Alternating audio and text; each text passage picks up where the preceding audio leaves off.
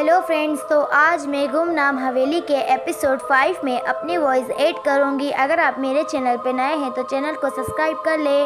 तो चलिए स्टार्ट करते हैं हम गुमनाम हवेली का एपिसोड 5। स्टार्टिंग में तानिया कहती है, ऐसा लग रहा है जैसे हम मकड़ी के जाले के अंदर फंस गए हैं। शिप्रा कहती है, हाँ कुछ समझ नहीं आ रहा। और तभी रेखा पानी लेकर आई। रेखा कहती है, क्या हुआ छोटी मालकिन, आप दोनों इतनी परेशान क्यों हैं? लीजिए पानी पीजिए। शिप्रा कहती है, तुम ये सब और पानी। रेखा कहती है, अरे हैरान ना हो मालकिन, पानी पीजिए, सब समझ आ जाएगा। मैं अब चलती हूँ रसोई में। शिप्रा कहती है, सब समझ आएगा मगर क्या?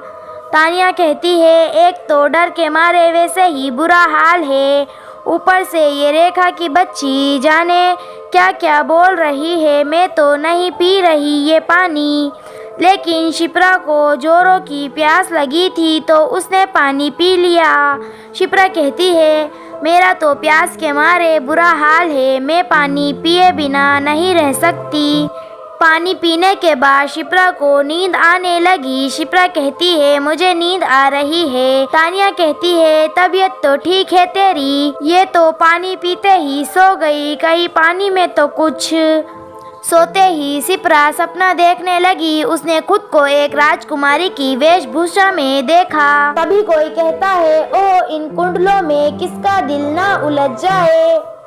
शिप्रा जैसी दिखने वाली राजकुमारी कहती है, अब किसे उलझना है, ये दिल तो पहले से ही किसी की घनी पलकों में उलझा हुआ है। राजकुमारी के गहने बदलती एक दासी ने उसके मन की था लेनी चाहिए। वो दासी कहती है, तो अब राजकुमारी अरुंधति मिलन की तैयारी में है। अरुंधति कहती है, बस कुछ पलों की प्रतीक्षा है। मंदिर के महंत जी से बात हो गई है, आज रात 10 बजे का शुभ मुहूर्त है। बस एक बार विवाह हो जाए फिर तो पिताजी महाराज कुछ कर नहीं पाएंगे। तभी एक दासी दौड़ती हुई कमरे में आई। दासी कहती है, राजकुमारी अरुंधति, अनर्थ हो गया, महाराज को हमारी योजना का पता चल गया, वो इधर ही आ रहे हैं। जल्दी से आप ये शादी के कपड़े और गहने उतार दीजिए और खिड़की से कूदकर मंदिर पहुंच जाइए। आपको सामान्य वेशभूषा में देख रास्ते में किसी को शक भी नहीं होगा। और अनन फनन में अपनी वेशभूषा बदल राजकुमारी ने अपने प्रेमी तनिष्क के बारे में पूछा। अरुंधति कहती है, और तनिष्क? दासी कहती है, कोई समाचार नहीं है। राजकुमारी अरुंधति अभी खिड़की से कूदने ही वाली थी कि महाराज आ गए और कहते हैं, राजकुमारी अरुंधति, हिम्मत कैसे हुई तुम्हारी उस दासी के पुत्र से विवाह करने के बारे में सोचने की, और उसको मेरे उपकारों का भी ख्याल नहीं रहा। अरुंधति कहती है, क्षमा करे पिताजी, महाराज क्षमा करे। तनिष्क की योग्यता को देखते हुए ही आपने उसे अपने मंत्रिमंडल में शामिल किया था। फिर अरुंधति के पिता यानी महाराज कहते हैं, फिर क्या? गूदड़ में रहने वाले उस तनिष्क का आसमान का सितारा बनने का ख्वाब कभी पूरा नहीं होगा। उसे इस विश्वासघात की सजा अवश्य मिलेगी।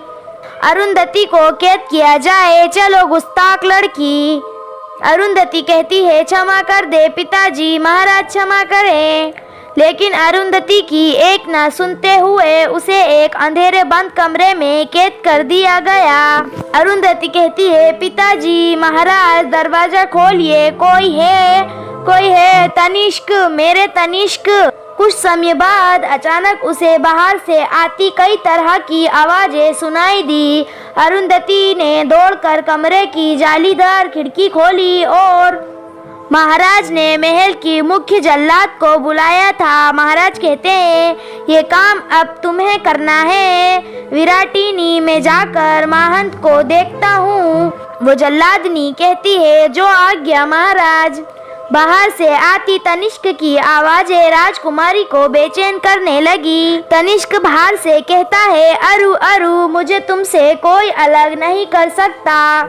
अरुंधति कहती है, तनिष्क, मेरे तनिष्क, तभी एक जोर की चीख सुनाई दी और हमें महल में खून ही खून दिखा। अरुंधति को जमीन पर खून के छींटे दिखाई दिए। अरुंधति कहती है तनिष्क नहीं, और शिप्रा चीखते हुए नींद से उठ गई। तानिया कहती है क्या हुआ शिप्रा?